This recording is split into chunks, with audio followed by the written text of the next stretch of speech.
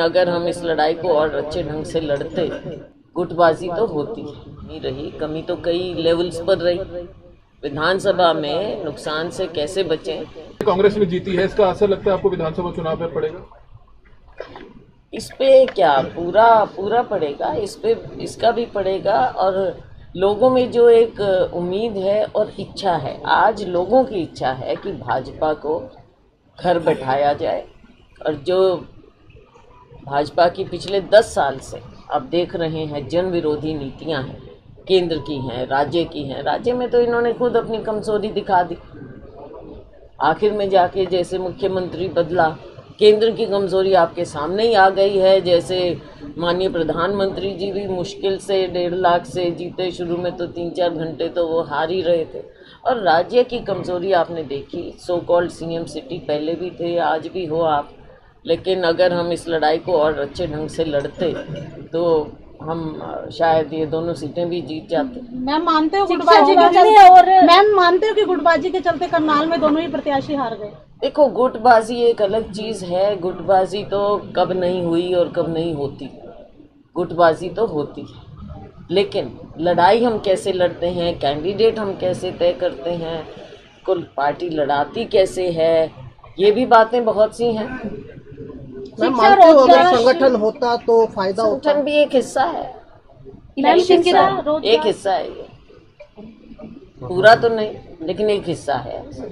शिक्षा, रोजगार और स्वास्थ्य के लिए क्या कुछ नया कानून आ सकता है कांग्रेस के राज पे, या फिर किस तरीके से नीतियां बना? आप वेट करिए, सब चीजों पर नजर डालेंगे हम।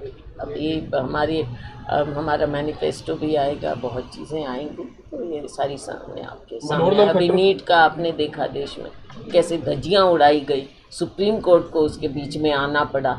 हमारे बच्चों के भविष्य के साथ कैसे ये, मैं तो कहूँगी पार्टी की सोच है जो केंद्र में, राज्य में भी बार बार हमारे बच्चे इसके विक्टिम बने हैं, इनकी मिसमैनेजमेंट के, गलत तरीकों के। तो भविष्य अगर में रह जाता है बच्चों का, कैसे खिलवाड़ कर सकते हैं, इसका नतीजा भुगतना। मनोहर लाल खट्टर को 2 अहम मंत्रालय मिले हैं, कल उन्होंने कार्यभार संभाला है, शुभकामनाएं देना चाहिए?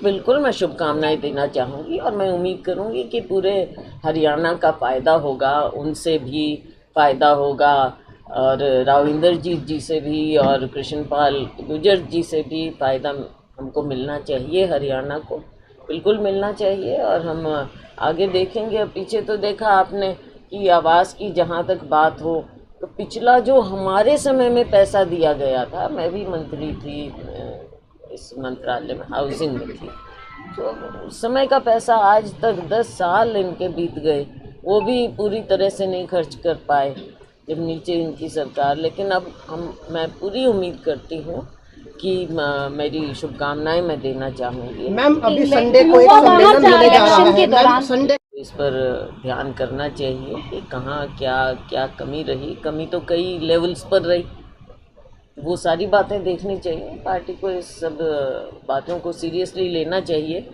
ताकि आगे नुकसान ना हो जाए। विधानसभा में नुकसान से कैसे बचें, इस चीज़ को भी देखना चाहिए। हरियाणा का बेरोजगार युवा विदेश जा रहा है, लगातार ऐसे डोंकी के माध्यम से कई केस हो चुके हैं, कोई मर रहा है वहाँ पर, फिर लाने के लिए दिक्कत है। तो किस तरीके की नीतियाँ बनाई जाएंगी? ये तो हरियाणा भी है। हरियाणा में सबसे बड़ी दिक्कत क्या है? बेरोजगारी। अब बेरोजगारी, सरकारी नौकरियां खाली पड़ी रहती हैं लाखों, और निजी क्षेत्र का आप गला घोंट रहे हैं, उनको प्रोत्साहन नहीं दे रहे। एमएसएमई जहाँ पर सबसे ज़्यादा रोज़गार मिल सकता है, वहाँ पर आप कोई मदद नहीं कर रहे। छोटे यूनिट हमारे बंद हो रहे हैं, तो ना निजी क्षेत्र और सरकारी तो आप नौकरियाँ निकाल ही नहीं रहे। निकाल भी देंगे तो बाहर वालों को मिल जाएंगी।